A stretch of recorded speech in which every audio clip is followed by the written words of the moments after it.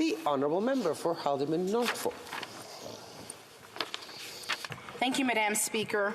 I'm here tonight to ask the government for transparency on one of their government signature policies, the Canada Infrastructure Bank. The bank was celebrated with much fanfare by the government in 2016. The Liberals claimed for every $1 that would be invested, it would yield a return of 4 private sector dollars. Then they even anticipated that with investments from the municipalities and the provinces, that would yield a multiplier effect of 11 to 1. But that was 6 years ago, Madam Speaker, and that has not happened. Now what we see is, sadly, a version of corporate welfare. The taxpayers subsidizing industry products that can be funded themselves. The Infrastructure Bank has failed by almost every standard. Not only has it failed to deliver private sector investments that it promised, but it has never, ever even completed one project. And now we find that a $1.7 billion partnership with Fortis Inc., a North American utilities company that rakes in billions of dollars of revenues every year, that project has also failed. The bank promised $655 million to the U.S.-based ITC Holdings, which is a subsidiary of Fortis, for the Lake Erie Connector project.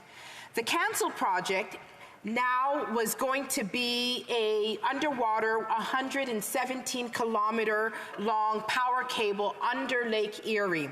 It would have also brought in $33 million to the Six Nations reserved.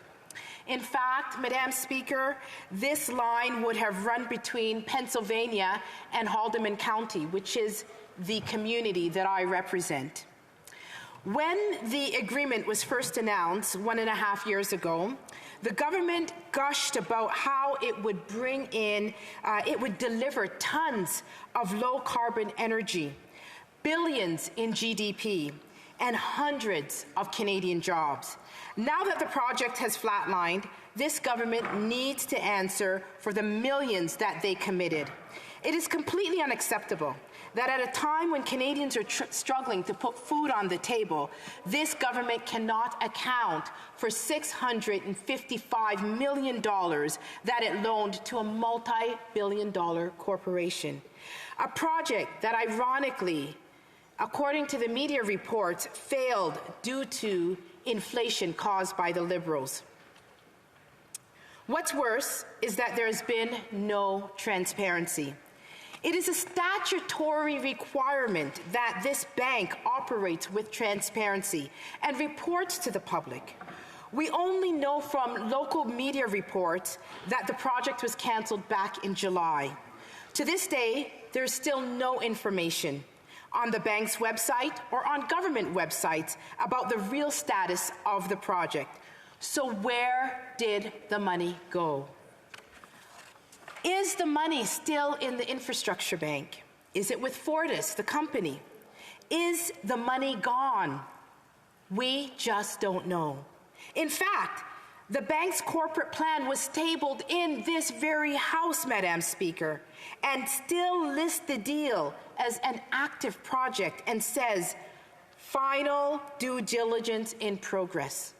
This, Madam Speaker, is misinformation. To have the Honourable Parliamentary Secretary to the Deputy Prime Minister and Minister of Finance. Well, thank you, Madam Speaker. The Canada Infrastructure Bank was established to ensure Canadians benefit from modern and sustainable infrastructure through partnerships with governments and with the private sector. The bank helps public dollars to go further by investing in revenue-generating infrastructure projects in the public interest and by developing innovative financial tools. Now, with regards to the Lake Erie Connector, which was the subject of much of my friend opposite's speech, it is our understanding from the bank that discussions on the Lake Erie Connector project led by ITC Holdings were suspended at this time. The project itself was planned to improve the reliability and security of Ontario's energy grid and allow access to the largest electricity market in North America. The 117-kilometer underwater transmission line was projected to cost $1.7 billion, with the Infrastructure Bank contributing $655 million. No funding has been provided, but regular and minor administrative costs would have been incurred during the due diligence period. I hope that answers my friend opposite's question. While this project is not proceeding at this time, it is these kinds of ambitious projects that the Infrastructure Bank is pursuing across the country, literally transforming how infrastructure is planned, funded, and delivered in Canada. To date, the bank has advanced over 40 signature projects, committing $8.3 million in capital from the bank while attracting $7.8 billion in private and institutional investment. The bank is connecting Canadians, creating good jobs, and advancing complex and transformative projects. And by focusing on key priorities such as public transit, green infrastructure, broadband, clean power, and trade and transportation, the bank is supporting a recovery that is greener and more resilient, as well as more inclusive.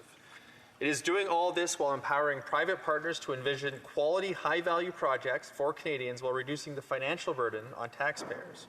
Budget 2022 reaffirmed the government's support for this innovative financing model, broadening the bank's vital role by including investment in private sector-led infrastructure projects that will accelerate Canada's transition to a low-carbon economy.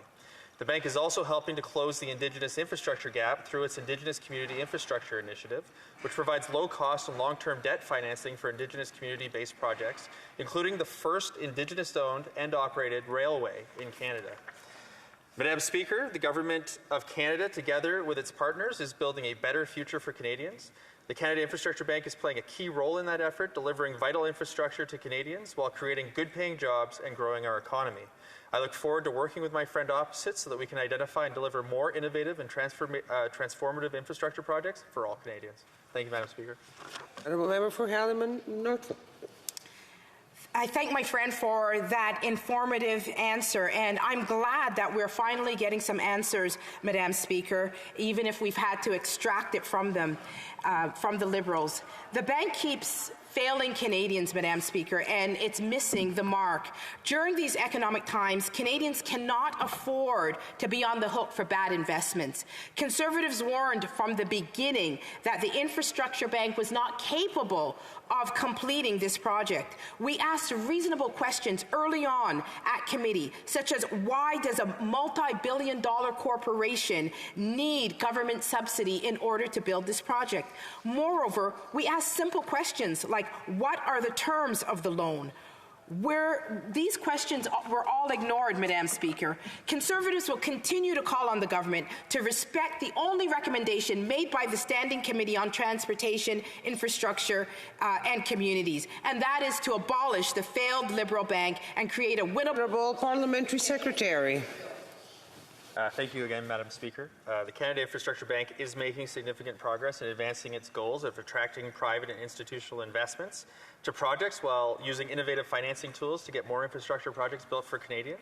To date, the bank has advanced over 40 signature projects, committing $8.3 billion in capital while attracting $7.8 billion in private and institutional investment. The bank is working with all orders of government to deliver more infrastructure for Canadians while reducing the overall financial burden for taxpayers. We're helping to expand Canada's economy while meeting our net zero emission goals through investments in zero emission buses, energy efficient building retrofits, and clean power transmission, generation, and storage. And we're doing this alongside our public, our private, and our Indigenous partners. Thank you, Madam Speaker.